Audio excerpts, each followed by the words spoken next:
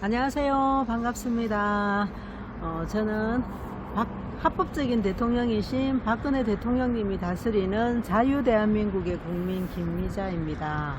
오늘은 13번째 퍼포먼스 합니다. 오늘도 우리 박근혜 대통령님 계시는 달성사저 주변 한번 또 훅 둘러보고 그리고 인사드리고 시작하겠습니다. 오늘 날씨가 굉장히 맑고 화창하니 참 좋아요. 우리 대통령님 계시는 곳, 저 지붕만 보이지만은 그래도 저기가 달성사저입니다.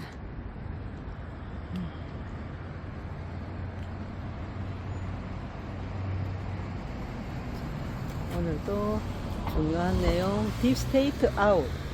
대한민국 헌재는 2017년 3월 10일 박근혜 대통령님께 내린 위헌 파면 선고를 재조사하라. 박근혜 대통령님께서는 헌법 84조를 어기지 않으셨고, 어머야, 오늘은 또 이쪽에서 바람이 없었어요. 안 돼요. 이러지 마세요.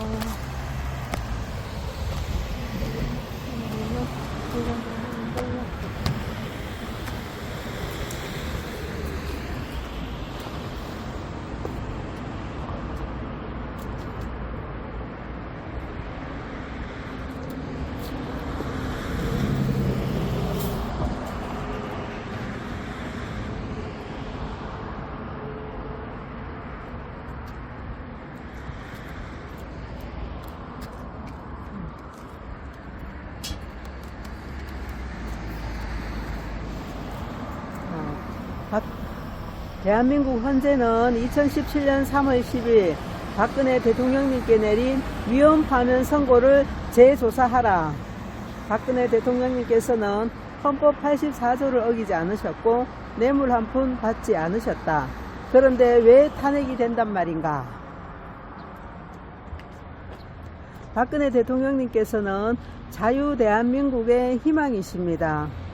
지옥 같은 긴 시간을 잘 견뎌내시고 건강한 모습으로 국민에게 돌아와 주셔서 참으로 고맙고 감사합니다. 대통령님이 다스리는 자유대한민국의 국민 배상. 오늘 바람이 안 불어야 될 건데 좀 걱정이네요. 오늘은 또 반대편에서 또 바람이 좀 부는지 빨리 좀 해야 되겠습니다.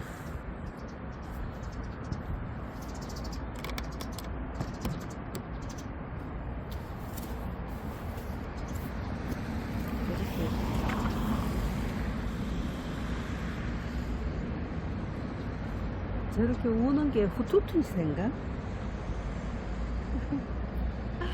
아, 딱새인가? 그 보면은 대통령님 회고록에 보면은 이렇게 정원에 날아오는 후투티와 딱새 등 산새들을 바라보거나 하면서 적혀 있는데 우는 게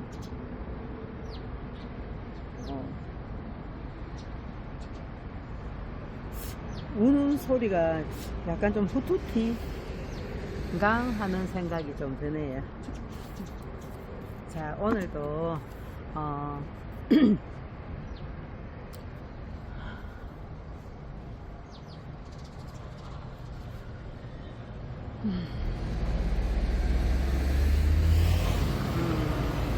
오늘도 애국가 부르고 나의 조국 부르고 그리고 연설문과 회고록을 읽어드리겠습니다.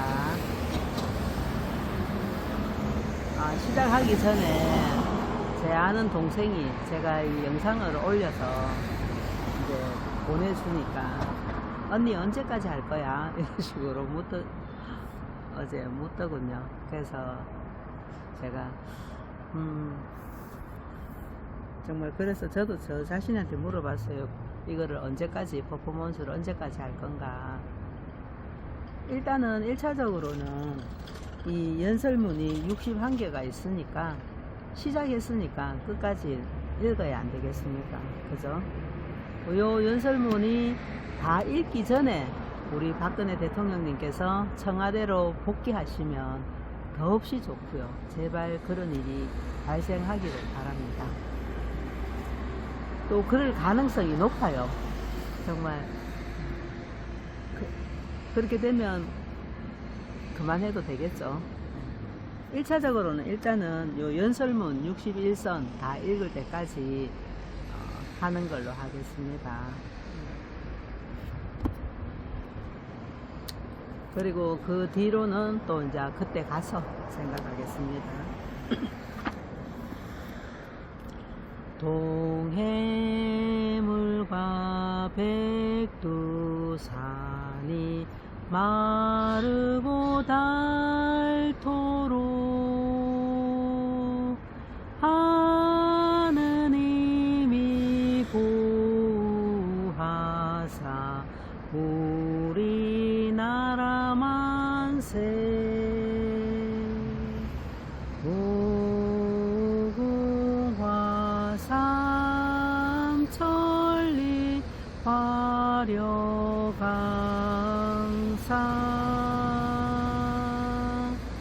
대한 사람 대안으로 길이 보전하세 남산 위에 저소나무 철갑을 두른 듯 바람 소리 불변함 고위 기상일세 무궁화 삼천리 화려강산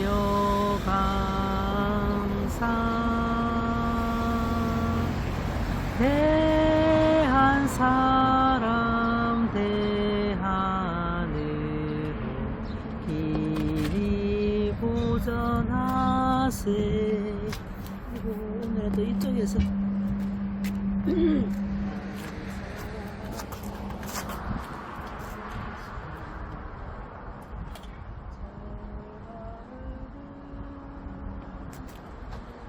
바람아 멈추어다오 바람 소리 불려라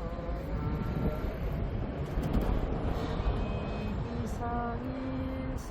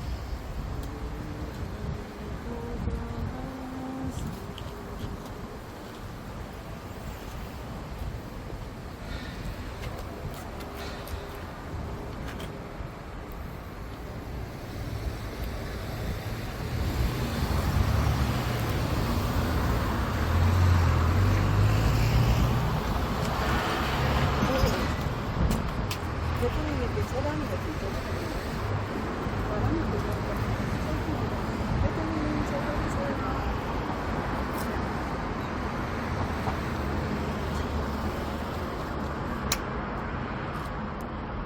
나의 소리 드리겠습니다. 부산의 푸른 경기 이 땅을 수호하고 한라산의 높은 기상 이별의 슬퍼함을 무궁화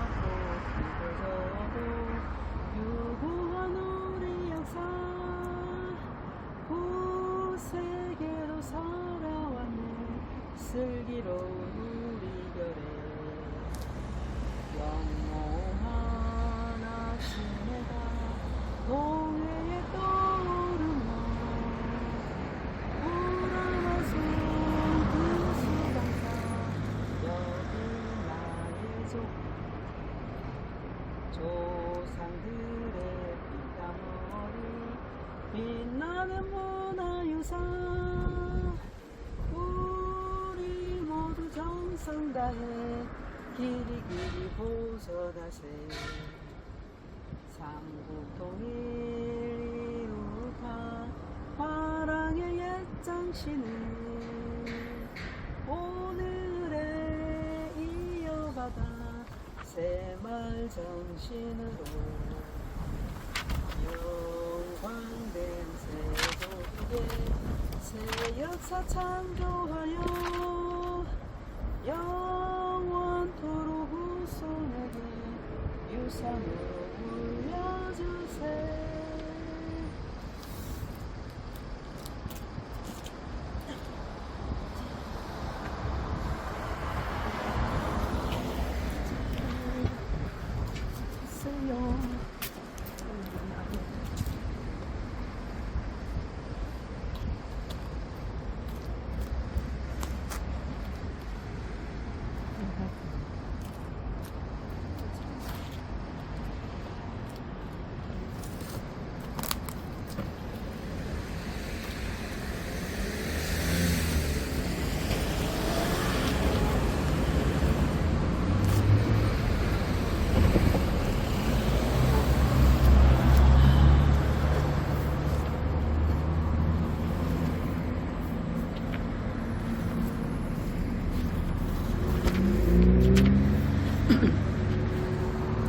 오늘은 연설문 10번째인데요. 2013년 7월 27일 유엔군 참전 정전 60주년 기념사입니다. 박근혜 대통령과 참전국 외교사절 6.25 참전 유공자 등이 참석한 가운데 부산 남구 대연동에 위치한 유엔 기념공원에서 유엔군 참전 정전 60주년 기념식이 열렸다. 부산 유엔 기념공원은 유엔 총회에서 지명한 세계 유일의 유엔 기념 묘지로 1951년 1월 유엔군 사령부에 의해 부산 남구에 14만 5,450제곱미터 그러니까 4만 4천여 평 규모로 조성되었으며 현재 6.25 전쟁에 참전한 21개국 가운데 영국, 터키 등 11개국 2,300명의 전사자가 안장되어 있다. 정부는 정전 60주년인 이날을 유엔군 참전의 날로 공포하고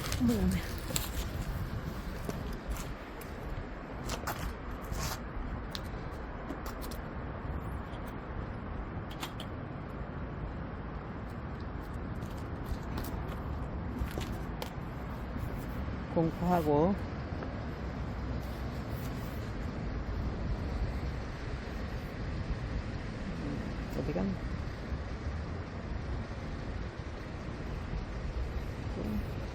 공포하고 참전국에 대한 첫 공식 감사 행사를 열었다.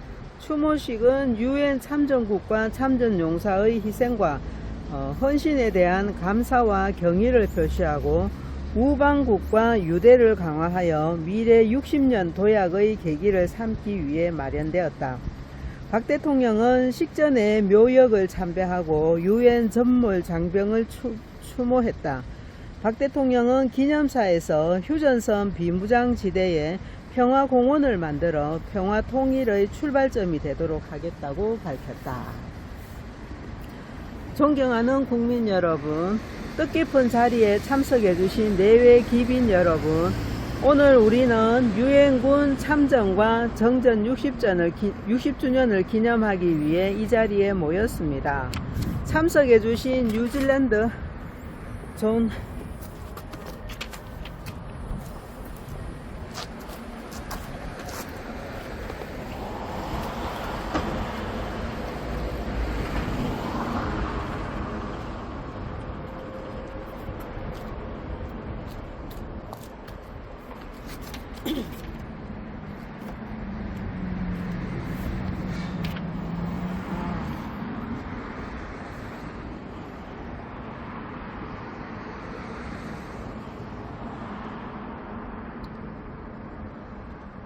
참석해주신 뉴질랜드 존키 총리님을 비롯한 참전국 정부 대표와 중립국 감시위원회 정부 대표 여러분, 자리를 함께 해주신 참전용사 여러분을 진심으로 환영합니다.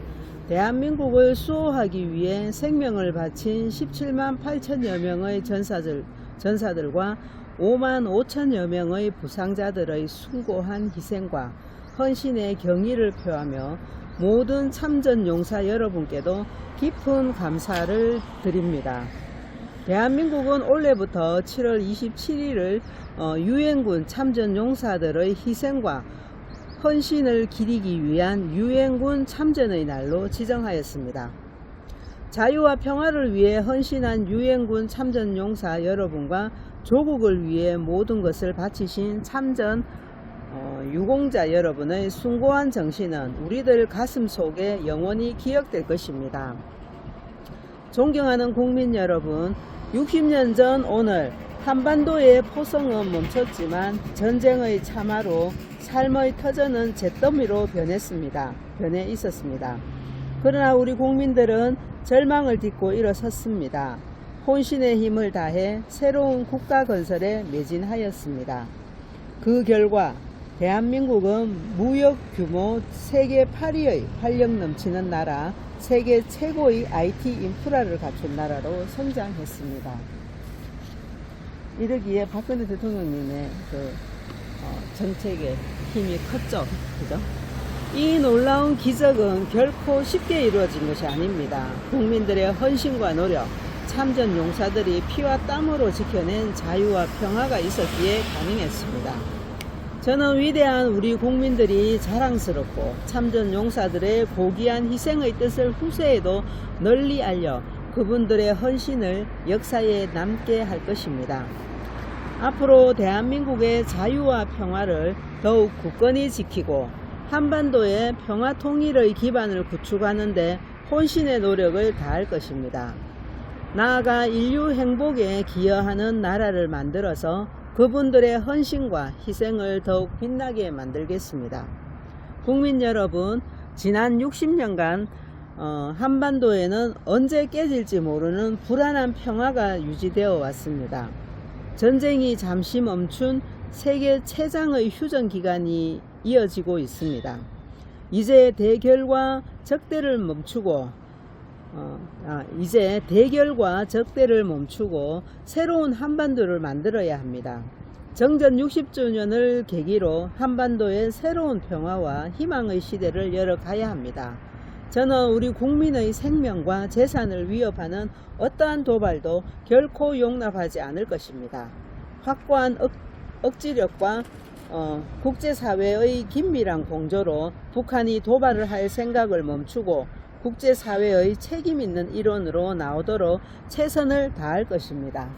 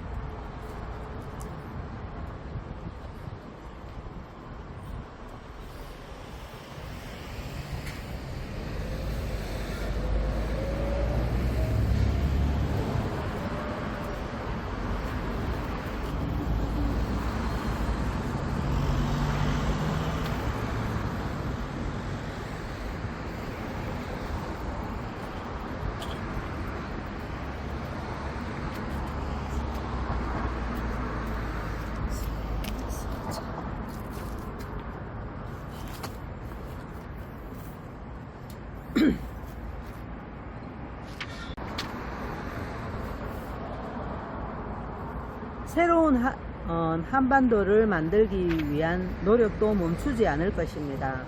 일관된 원칙과 신뢰를 토대로 북한과의 신뢰 구축을 위한 대화를 유도하고 한반도의 평화 정착을 위해 노력할 것입니다. 북한이 올바른 선택을 한다면 교류와 협력을 확대하고 남북한 공동 발전의 길을 적극 열어갈 것입니다. 저는 이 자리를 빌어 북한이 핵 개발을 포기하고 진정한 변화와 평화의 길로 나설 것을 촉구합니다. 21세기에 서 있는 우리는 이제 세계 평화와 인류 번영에 함께 발을 맞춰 나가야 한다고 생각합니다. 어느 나라에 살던 그 국민들은 자유로울 권리가 있고 행복하게 살 권리를 가지고 있습니다. 이제 북한은 핵무기를 포기하고 북한 주민들의 민생과 자유를 책임질 수 있는 변화를 가져와야 합니다. 그래서 한반도에 사는 모든 분들이 자유와 평화와 행복을 누리고 살 수 있게 되기를 희망하며 반드시 그것이 이루어지도록 노력할 것입니다. 지난 60년간 정전협정은 한반도에서 전쟁을 막고 평화를 지키는 역할을 해왔습니다. 정전협정 제1조 1항에 규정된 비무장지대 DMZ는 최소한의 평화를 지키기 위해 만들어진 것입니다. 그러나 그 이름과는 달리 세계 어느 곳보다도 중무장된 지역이 되고 말았습니다. 저는 중무장지대가 되어버린 비무장지대의 작은 지역에서부터 무기가 사라지고 평화와 신뢰가 자라나는 공간으로 만들고 싶습니다. 과거 서로 총부리를 겨누었고 정전협정을 맺은 당사국들이 함께 국제적인 규범과 절차 그리고 합의에 따라 평화공원을 만든다면 그곳이 바로 한반도 평화와 통일의 출발점이 될 것입니다. DMZ 세계평화공원 조성에 관심과 참여를 부탁합니다.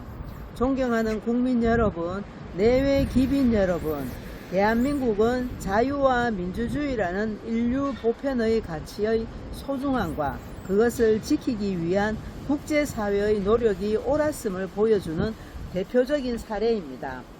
앞으로 우리는 발전과 성취의 경험을 세계와 공유하고 자유와 평화를 지키는 노력에 동참하면서 인류의 공동 번영에 더욱 적극적으로 기여해 나갈 것입니다. 참전용사 여러분과 대한민국의 오늘이 있기까지 희생과 헌신을 아끼지 않으신 모든 분들께 경의를 표합니다. 앞으로 그분들이 보람과 자부심을 가지실 수 있도록 최선을 다하겠습니다. 감사합니다. 유엔군 정전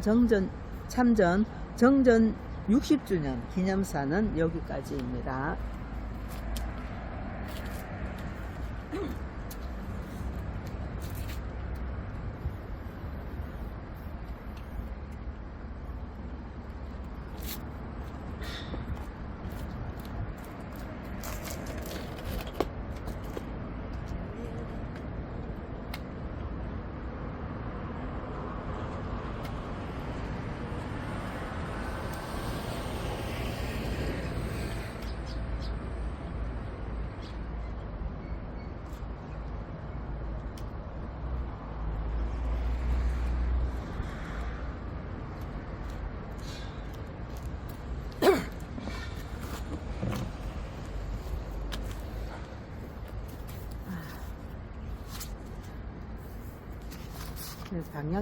바람도 한쪽으로만 부는 게 아니고 이쪽에서 불었다가 저쪽에서 불었다가 예측을 할 수가 없네요.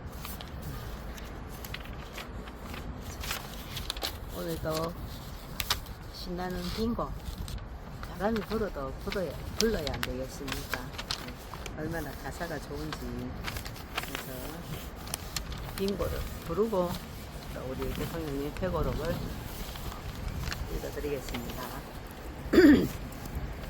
하나 둘 셋 넷 터질 것만 같은 행복한 기분으로 그래 박힌 관념 다 버리고 이제 또 맨주먹 정신 다시 또 시작하며 나 이루리라 나다 바라는 대로.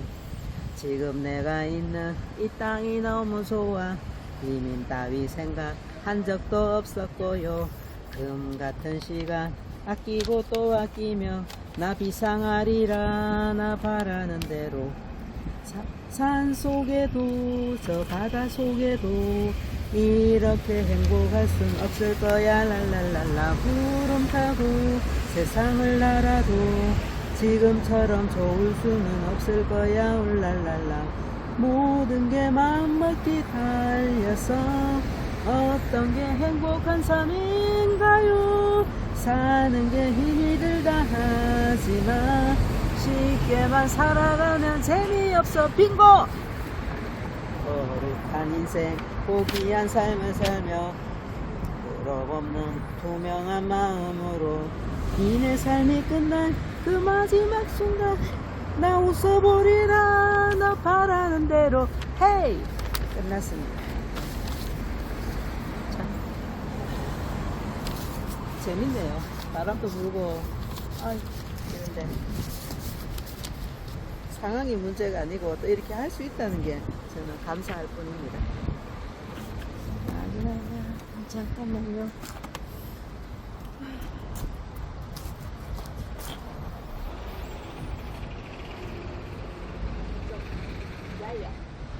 기다려주세요. 바람아 멈추어다오. 최고로 죽을 때까지만 좀 멈추어다오.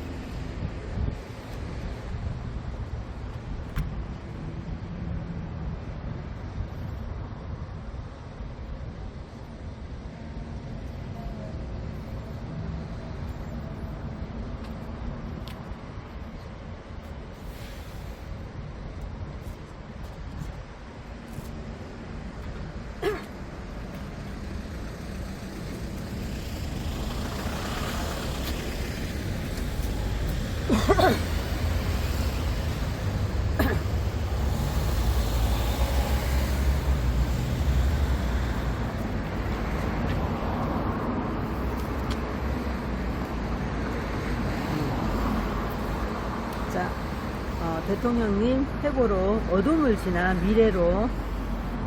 오늘은 첫 개가 그가 내 앞에서 울먹였다 입니다.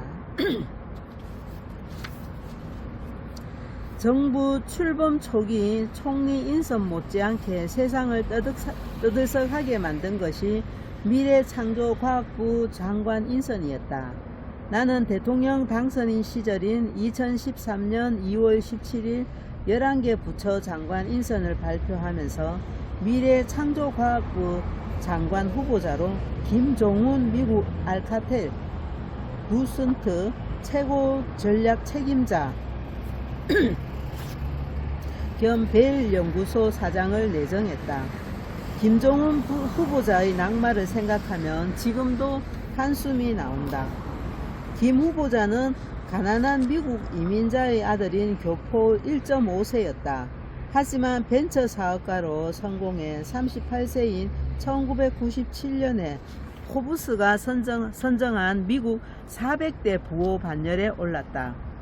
2005년에는 무려 13명, 2013년 2월 기준입니다. 의 노벨상 수상자를 배출한 세계 최고 IT 연구기관인 벨 연구소의 수장이 됐다.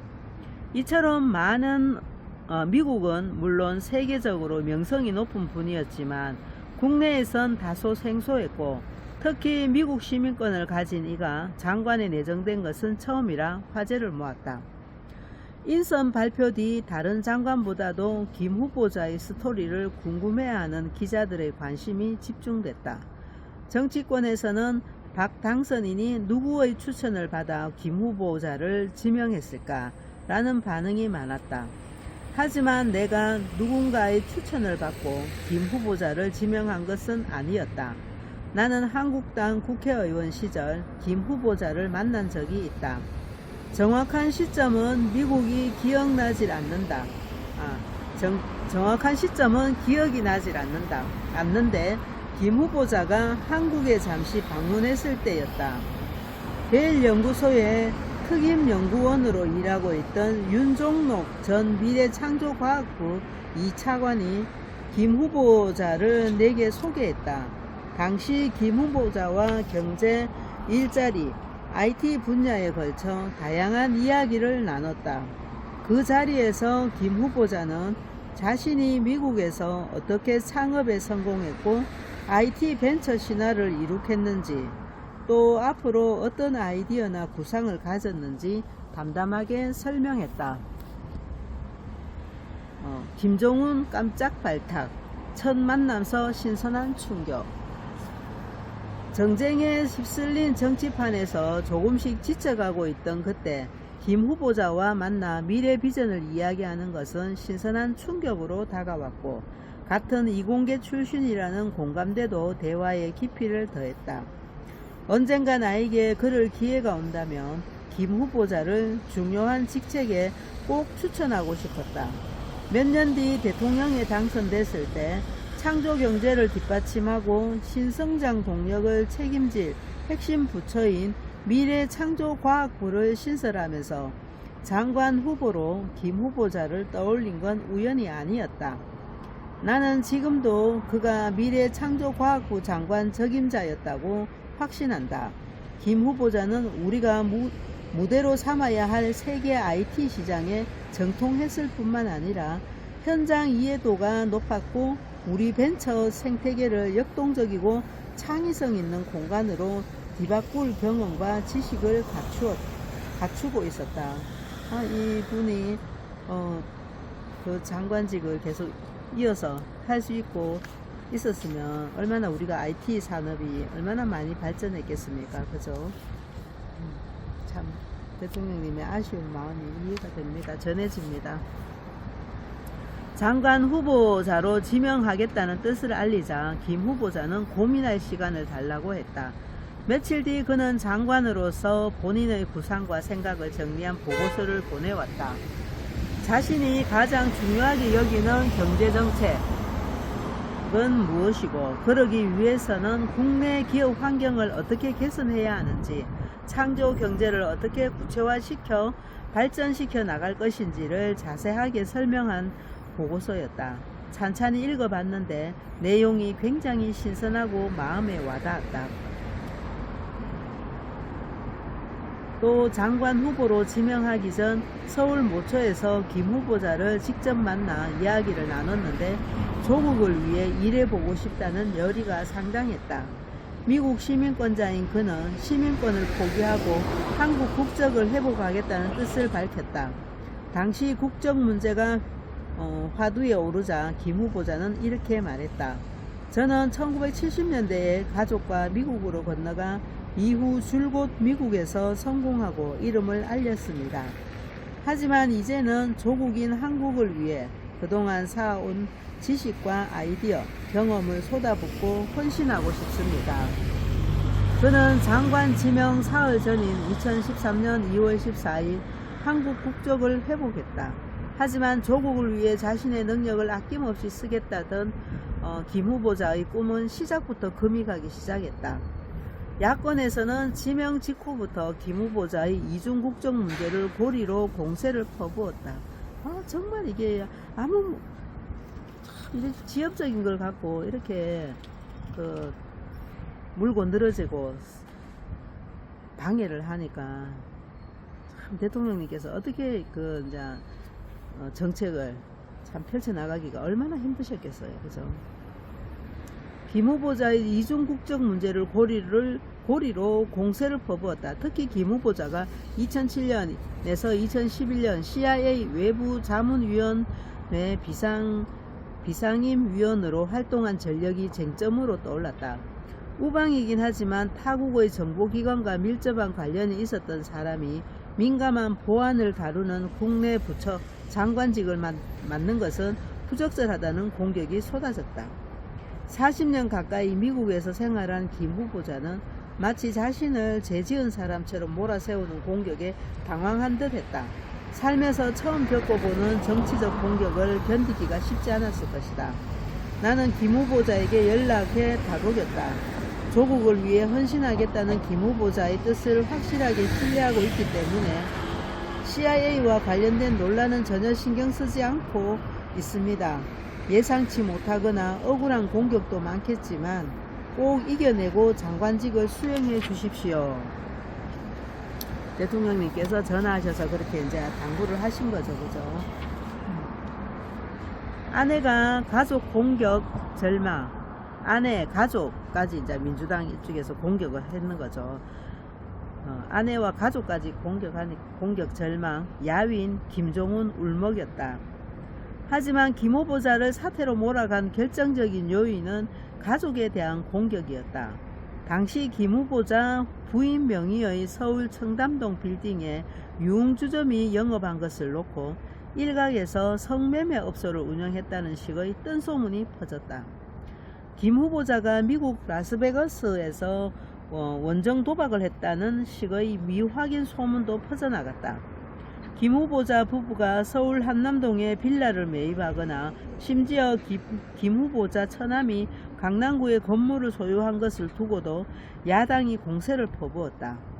가족에 대한 공세를 견디지 못한 김 후보자는 사퇴를 결심했고 2013년 3월 3일 나는 사퇴를 만료하기 위해 서울의 한 안가에서 김 후보자를 따로 만났다.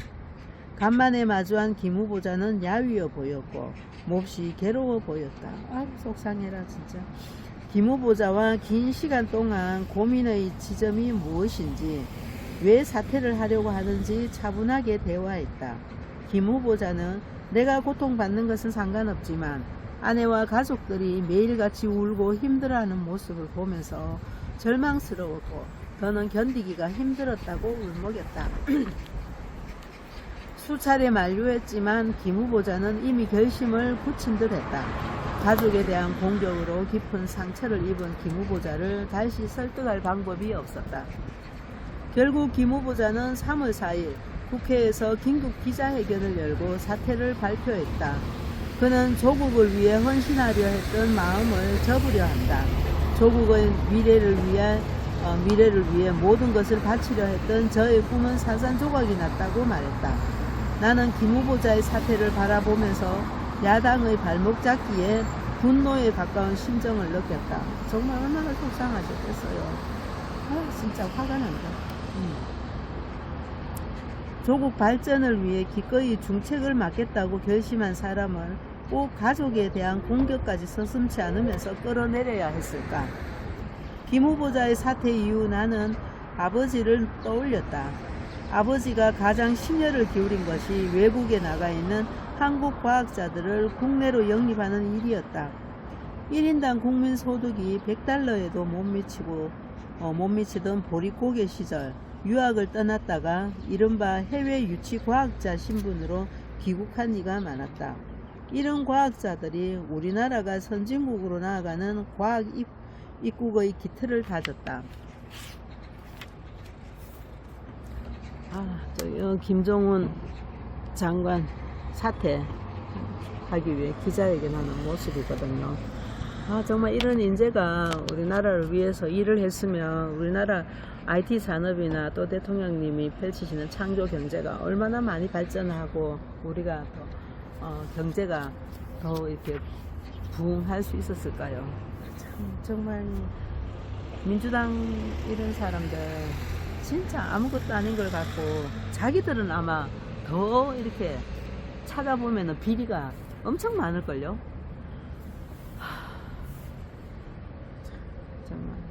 속상합니다.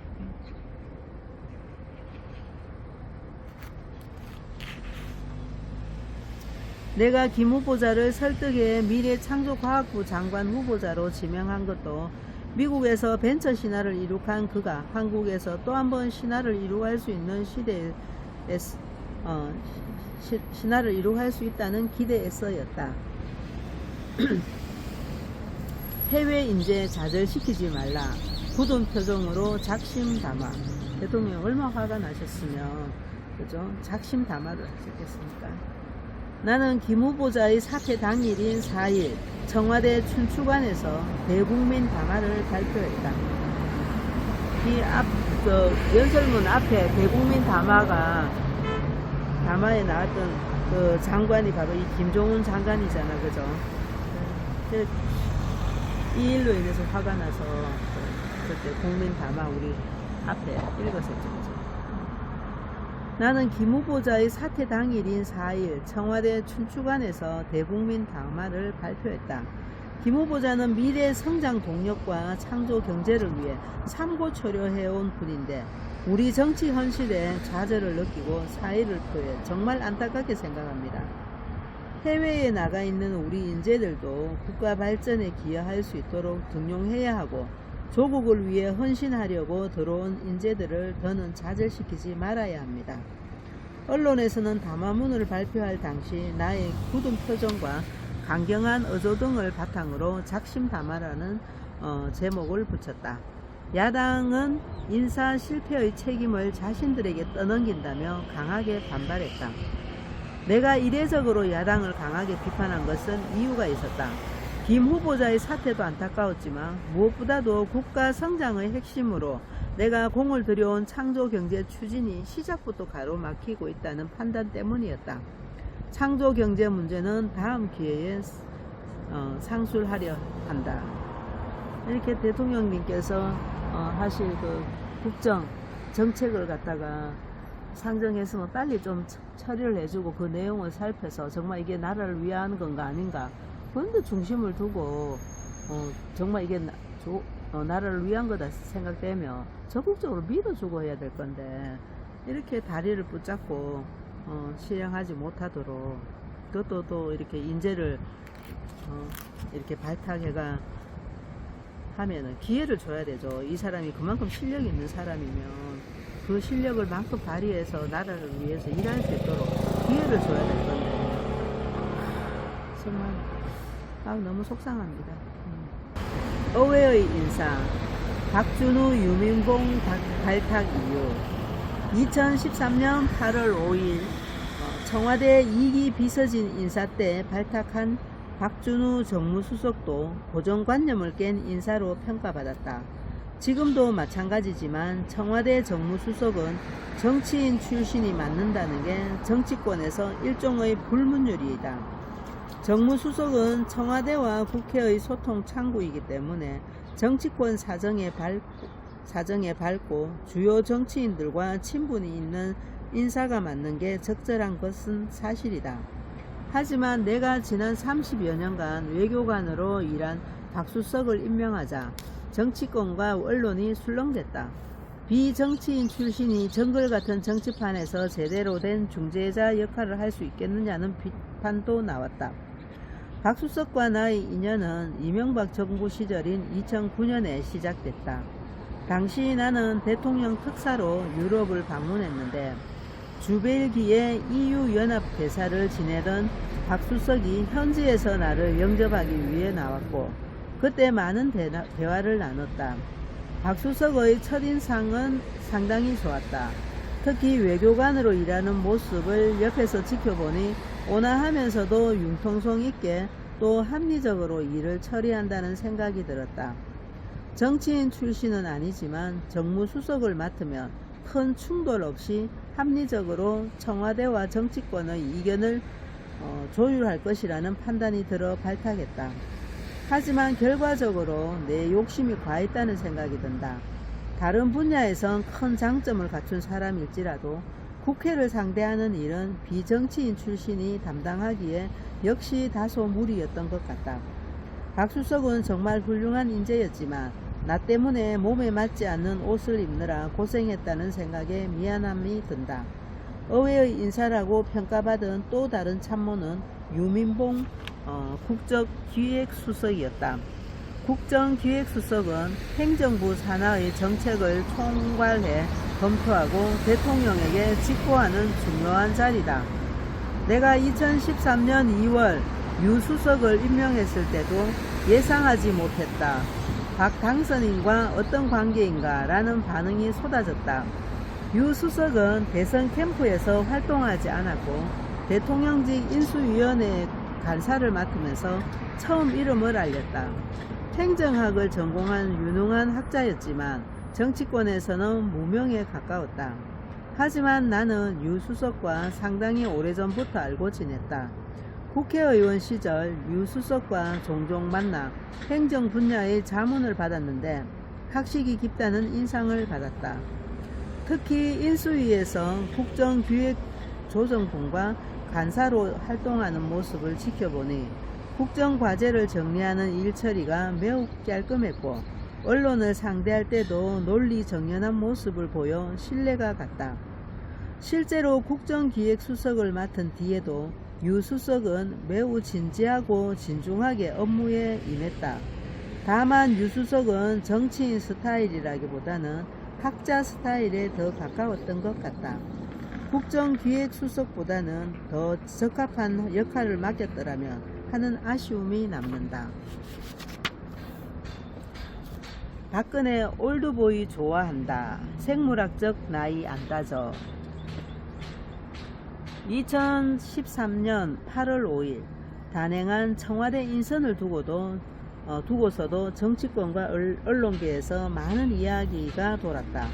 당시 나는 허태열 대통령 비서실장을 김기춘 실장으로 교체했다.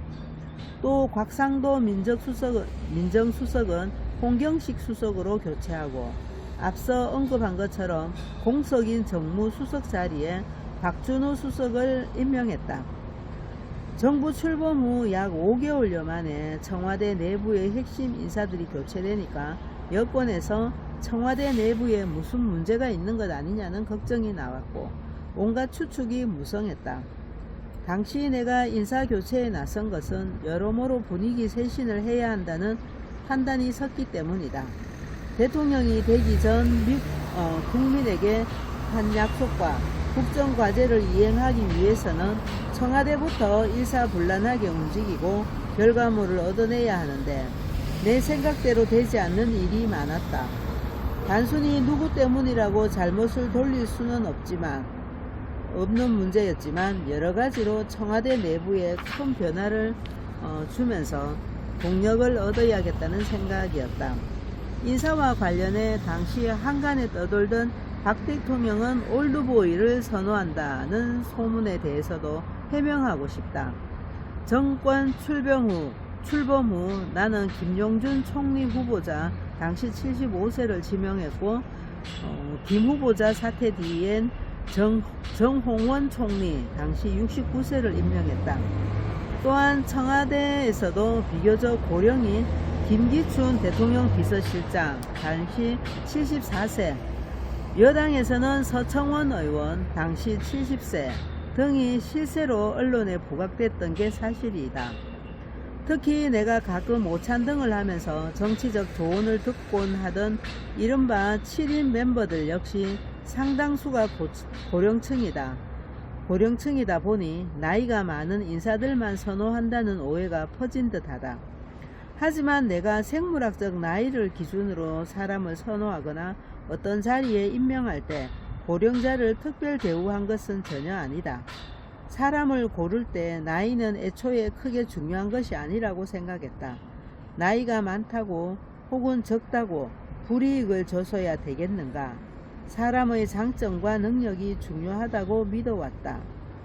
물론 특정 정치인 사안에 있어서 조언을 구할 때 연륜과 경험이 있는 분들의 의견을 들은 적도 많지만 나이는 인선의 고려 대상이 아니었다. 네. 오늘은 여기까지 또 회고록 오늘 읽을 분량을 다 읽었습니다. 아, 정말 김종훈, 이분이 정말 이렇게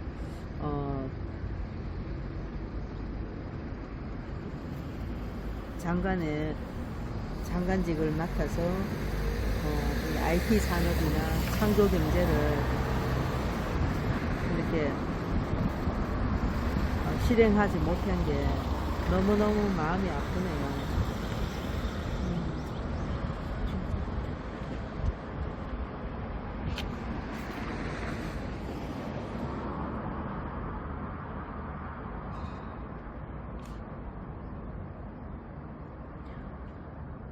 민주당 그 사람들 자기들 하나하나 뜯어보면 얼마나 그 비리가 많을 건데, 정말 이런 지엽적인 거 가지고 인재를 발탁하지 못하도록 막는 이 민주당의 행태, 정말 화가 납니다.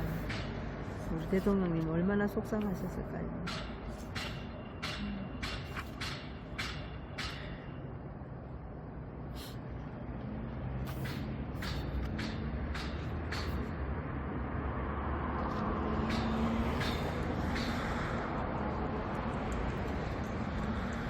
그리고 대통령께서는 어떤 사람을 이렇게 발탁하는데 항상 보면은 기준이 그 사람이 갖고 있는 어떤 능력을 보시지, 나이나 어떤 뭐 이런 학벌이나 이런 것보다도 우선으로 하는 거는 그 사람이 갖고 있는 능력, 그리고 또 이제 성품이나 인성, 이런 거를 보시는 것 같은데요.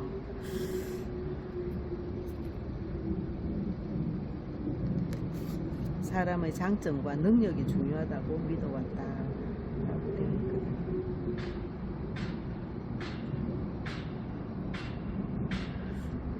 근데 참 이래 언론이나 우리나라 그 정치권에서 어쩌든지 꼬투리 잡고, 그때 당시에 얼마나 우리 박근혜 대통령님을 힘들게 했으니까. 없는 거 만들어 가지고 뭘 하나 해도 참 방송에서도 보면은 비비 꼬아갖고 이렇게 보도하고. 그래서 저도 TV를 보면서 저도 이제 박근혜 대통령님을 뽑았거든요. 근데 계속 안 좋게 보도를 하니까 왜 저러시지? 뭐 이런 생각까지 저도 사실 그때는 했었거든요. 그러니까 이렇게 이제 막 관심을 갖고 계속 집중해서 보지 않으면은, 그냥 뉴스에 나오는 것만 들어보면은 진짜 막 박근혜 대통령님이 무능하고 일도 제대로 못하고 굉장히 소통이 불통이고 막 이런 식으로 이미지를, 사진도 진짜 그렇게 탁 이렇게 그런 모습만 찍어가지고 이렇게 인상이 좀 화가 어떤 이제 탁 이렇게 좀 굳어있는 인상이나 그런 것만 포착을 해가지고 그거를 탁 강조해가 비치고, 이런 게 이제 보면은 이런 언론이 보면은 조작하고 왜곡시켜가 보도할 때 항상 그런 식으로 하잖아, 그죠? 그러니까 아직까지도 그때 봤던 그러한 여러 가지 대통령님에 대한 이미지, 이게 국민들한테 많이 박혀 있는 거예요. 그래서 아직까지도 박근혜 대통령님에 대해서 부정적인 생각을 갖고 있는 국민들이 많다는 게 너무 안타까워요. 이 언론이 얼마나 이런 보도를 잘못하면 한 사람을 죽이기도 하고 또 살리기도 하고 막중한 책임이 있는데, 이 언론들까지도 다 딥스테이트들한테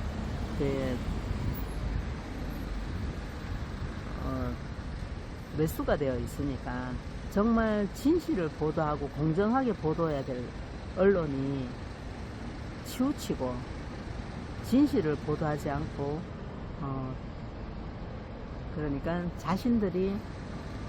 보여줄 주고자 하는 방식대로 보여주는 거죠. 국민한테. 그래가 국민을 세뇌를 시키고.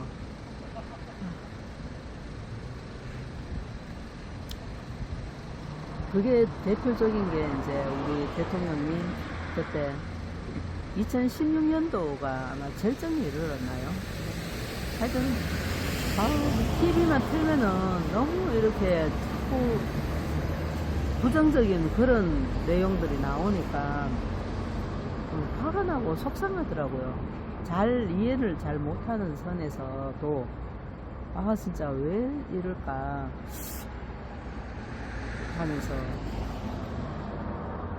언론의 역할이 얼마나 사람들 생각에 많은 영향을 미치는데, 그러니까 우리가 나라가 빨리 회복이 되려면 이 언론부터 진짜 장악을 해야 돼요.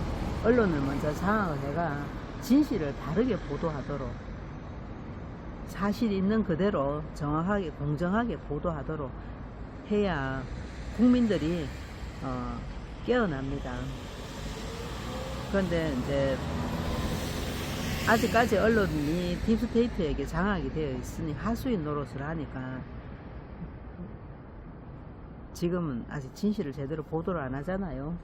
이제 EBS가 빨리 와야 돼요. EBS가 오면 이제 모든 진실이 밝혀지고, 그러고 나면 국민들이 좀 많이 안 깨어나겠습니까? 그래서 하루속히 EBS가 오기를 기다리고 있습니다. 정말 지금은 우리나라는 너무 이렇게 완전히 딥스들한테 장악이 돼 있어가지고 그냥 어떤 달리 방법이 없어요. 이 국민들의 의식을 깨워야 되는데, 이 참 깨어있는 국민은 너무너무 극소수고, 진실을 말하는 사람들은 또 유튜브도 전부 다 저들한테 매수가 돼가지고 보면은 진실을 제대로 보도를 안 해요. 청와대 복귀를 박근혜 대통령 청와대 복귀를 외치는 유튜브는 정말 몇 개 안 됩니다.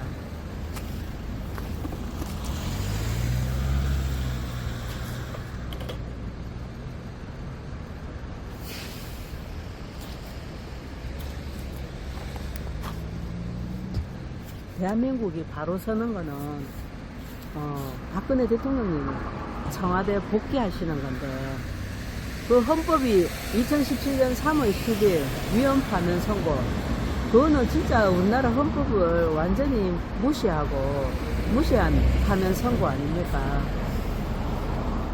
그게 바로 져야죠. 그게 재조사되고 바로 지고 바로 져야 된다고 좀 지식인들이나 언론인들이 말을 해야 되는데, 참 배웠다는 사람들이 더 이렇게 침묵을 해요. 보면 자기한테 어떤 해가 올까 싶어서 그런지. 오죽 답답했으면 저 같은 이런 주부가 이렇게 말도 잘 못하고 하는데 나서서 그저 막 진실을 알고 있으니까 답답하고 화가 나고 속상해서 이렇게 알고만 있기는 너무 화가 나니까 이렇게라도 나와서 진실을 말을 해야 될 것 같다는 생각이 들어서 이렇게 나와서 합니다. 참 제가 좀 이렇게 말을 좀 세련되게 잘하면 얼마나 좋을까요? 그런데 그러지 못한 게 너무너무 좀 속상한데, 근데 그게 중요한 게 아니고요. 중요한 거는 긴 말, 너무 많은 말을 한다기보다도 핵심입니다. 제가 지금 적어놓은 저게 핵심이에요. 딥스테이트 아웃. 딥스테이트는 우리나라에서 우리 국민들이 깨어나서 딥스테이트를 향해서 물러가라고 외치면 참 좋은데 그게 안 되죠, 지금.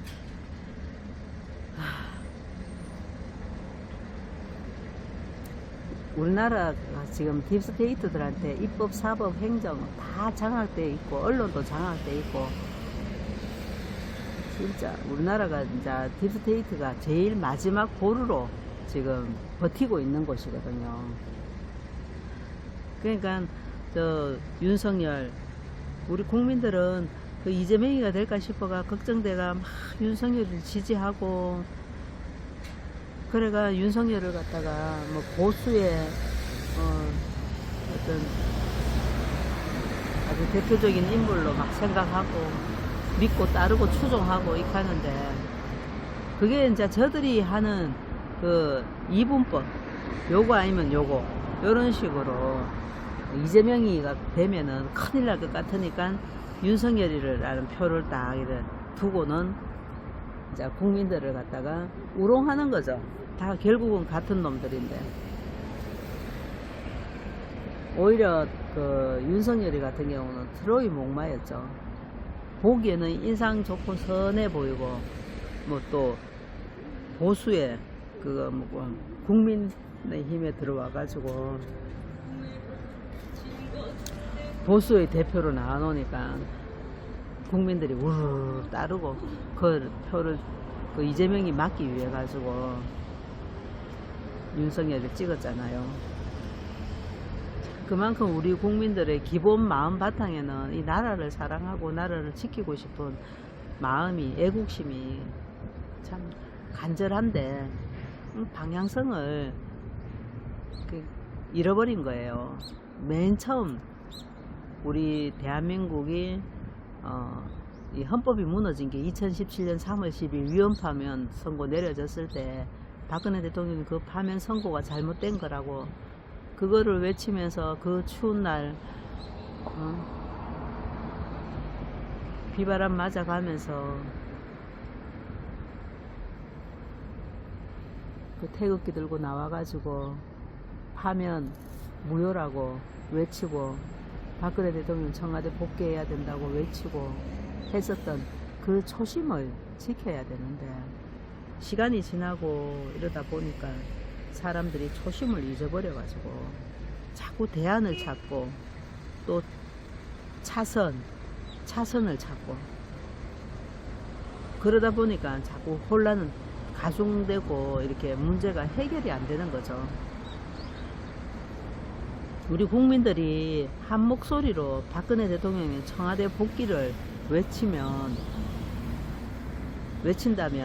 저 검찰이나 저런 데서 다시 저거 2017년 3월 10일 파면 선고 내린 거 재조사 안 할 수 있을까요?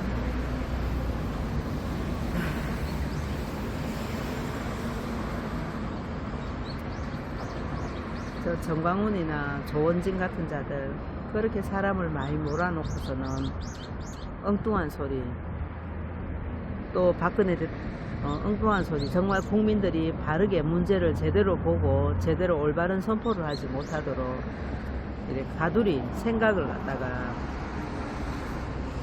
이렇게 가두어 버리는 거죠. 그러니까 맨날 헛발질 애국을 하게 되고, 그러다 보니 시간이 벌써 8년이란 시간이 흘러갔고, 그렇지만 그래도 또 모든 게 또 그것도 하나의 과정이겠죠. 우리나라가 이렇게 또 새롭게 변화되기 위한 어떤 그 과정 중에 하나라 생각합니다.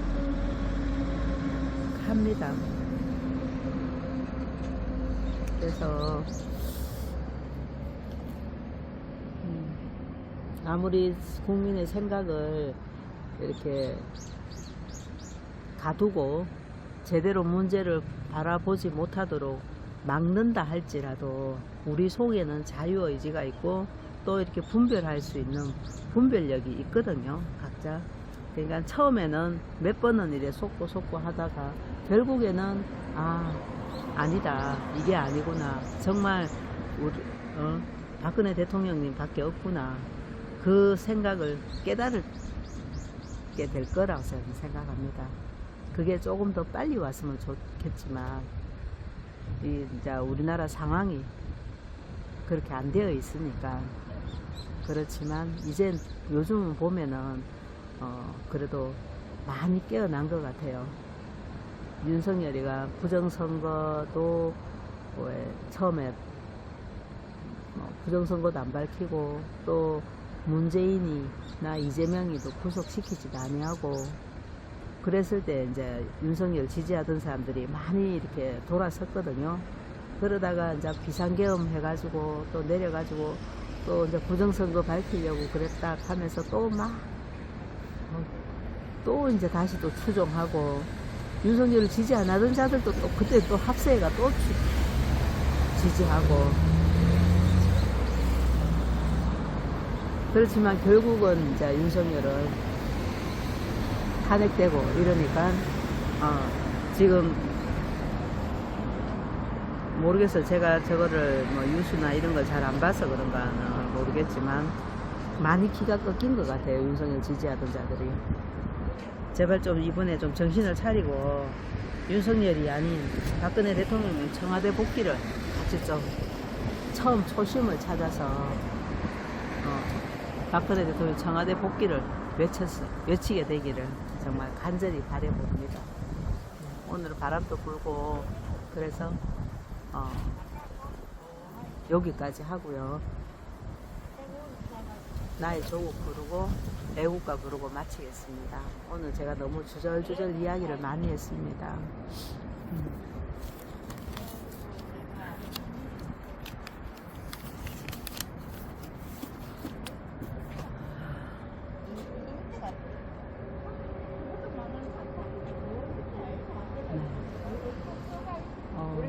나의 조국 부를게요. 백두산의 푸른 전기 이 땅을 수호하고 한라산의 높은 기사 이 겨울을 지켜왔네. 예? 뭐 지어요? 정확하게는 잘 모르겠어요. 저도. 은혜씨 지금 다 깔아버려가 보이니까.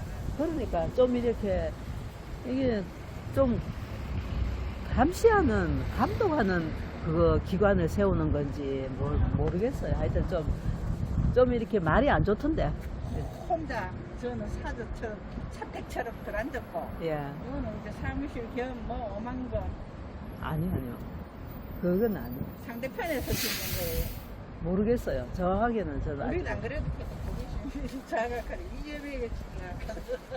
그러니까 사저를 가리고 네. 일종의 보호? 보호는 무슨 보호예요. 보호가 아니고 하여튼 좀 안 좋은 쪽으로 이야기를 하던데. 길을 눌리는 거. 좀, 네, 그럴 수도 있고. 정확하게는 잘 모르겠습니다. 하여튼 요 앞에 딱 지으니까 좋지는 않아요. 안 보여가지고. 예. 예. 야야!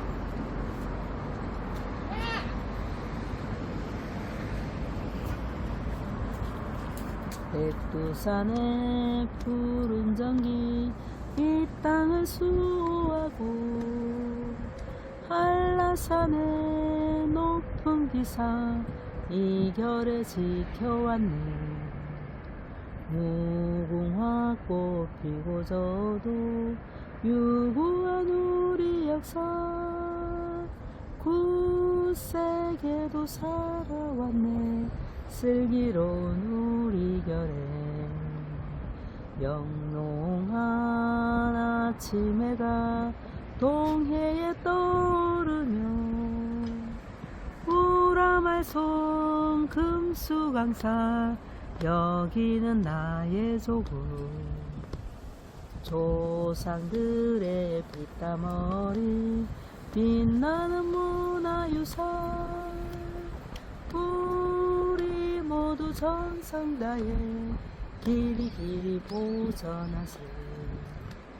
삼국통일 이룩한 화랑의 옛 정신을 오늘에 이어받아 새마을 정신으로 영광된 새 조국의 새 역사 창조하여 영원토록 후손에게 유산으로 물려주세. 동해물과 백두산이 마르고 다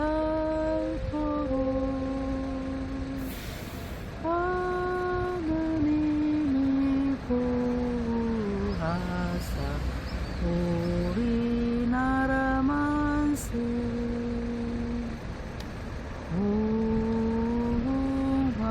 우화산 천리 화려강산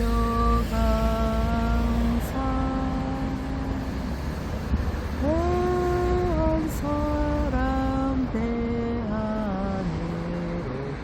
길이 고전하세. 네, 오늘은 여기까지 하겠습니다. 우리 대한민국이 정상화되는 거는 박근혜 대통령님 청와대 복귀 그거밖에 없습니다. 선거는 아무 소용 없습니다. 선거는 아무 의미 없고 선거는 하면 할수록 저들을 합법화 시켜주는 것밖에 안 됩니다. 그렇기 때문에 우리 국민들이 정말 깨어나서 박근혜 대통령 청와대 복귀를 외치기를 간절히 바라봅니다. 네, 이상입니다. 오늘 마치겠습니다.